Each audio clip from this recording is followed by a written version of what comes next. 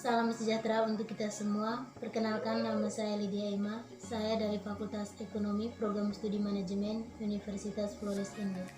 Pada kesempatan kali ini saya akan membawakan materi tentang perencanaan sumber daya manusia. Tujuan pembelajaran yang pertama, mengetahui definisi dan manfaat proses perencanaan sumber daya manusia. Yang kedua, mengetahui faktor-faktor yang mempengaruhi permintaan dan penawaran tenaga kerja. Yang ketiga, mengetahui teknik-teknik peramalan permintaan tenaga kerja. Pengertian perencanaan sumber daya manusia.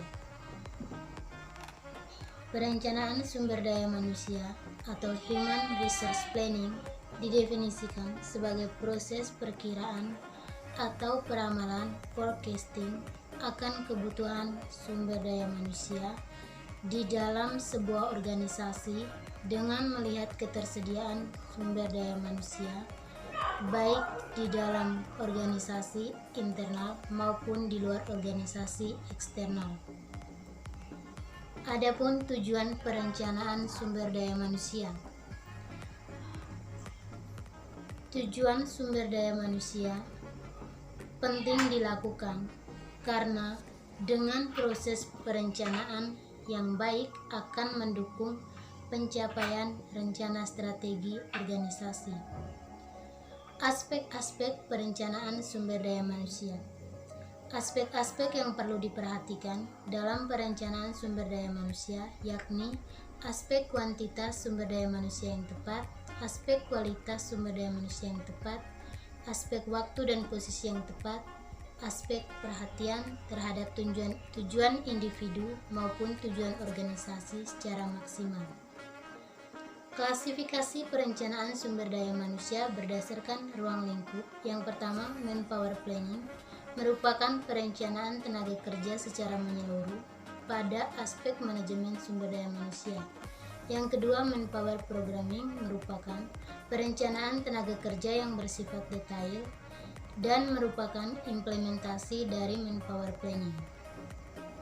Tahapan dalam perencanaan sumber daya manusia. 1. Peramalan permintaan dan ketersediaan tenaga kerja. Yang kedua, peramalan kelebihan ataupun kekurangan tenaga kerja. Yang ketiga, sasaran dan tenaga kerja. Yang keempat, implementasi, dan yang kelima, evaluasi. Adapun teknik peramalan tenaga kerja, yang pertama, teknik DLP adalah metode peramalan forecasting yang digunakan untuk meramalkan kemungkinan yang akan terjadi di masa depan dengan menggunakan pandangan dan kesepakatan dari sekelompok ahli yang berasal dari berbagai bidang kerja atau industri.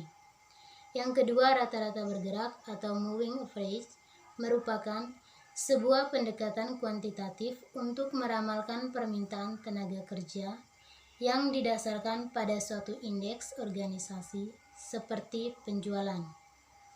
Rumus moving average atau rata-rata bergerak. MA sama dengan sigma X bagi jumlah periode.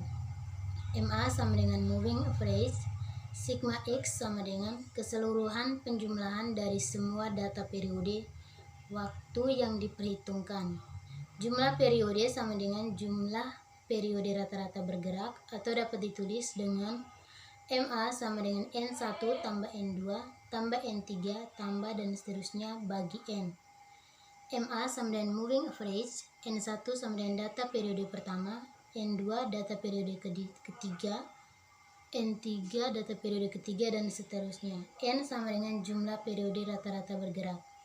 Yang ketiga, manajemen forecast adalah sebuah pendapat atau keputusan dari para supervisor, manajer, departemen atau pihak lain yang memiliki pemahaman mengenai kebutuhan organisasi akan tenaga kerja.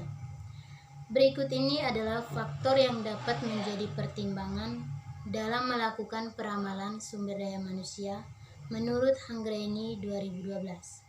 A. Faktor eksternal adalah faktor-faktor di luar organisasi tetapi memiliki dampak terhadap jumlah pekerja yang dibutuhkan oleh organisasi.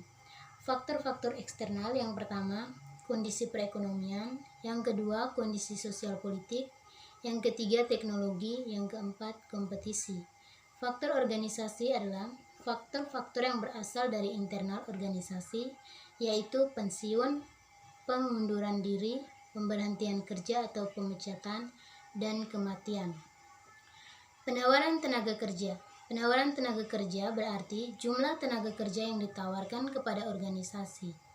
Beberapa faktor yang dianggap mempengaruhi jumlah penawaran tenaga kerja adalah: yang pertama, rencana suksesi. Adanya rencana suksesi menyebabkan pekerja menawarkan dirinya untuk mengisi kekosongan jabatan. Yang kedua, ketersediaan tenaga kerja di pasar. Semakin melimpahnya tenaga kerja di pasar, maka penawaran tenaga kerja juga akan semakin melimpah. Yang keempat, metode tools of supply. Yang pertama, tabel staffing adalah penyajian dalam bentuk tabel dari semua jabatan dalam organisasi disertai dengan jumlah dari karyawan yang menjabat saat ini dan kebutuhan tenaga kerja untuk masa yang akan datang. B. Markov Analysis adalah metode untuk melacak pola dari pergerakan karyawan pada berbagai jabatan. Yang C. Rencana suksesi adalah proses untuk mengidentifikasi, mengembangkan, dan melacak individu-individu kunci untuk posisi eksekutif. D. Bagan penempatan adalah daftar dari pemegang jabatan saat ini dan personil yang potensial jika ada lowongan pada jabatan tersebut.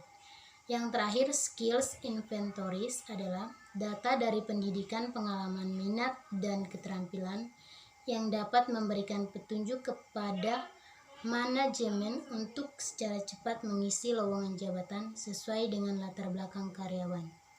Sekian dan terima kasih, semoga bermanfaat bagi teman-teman.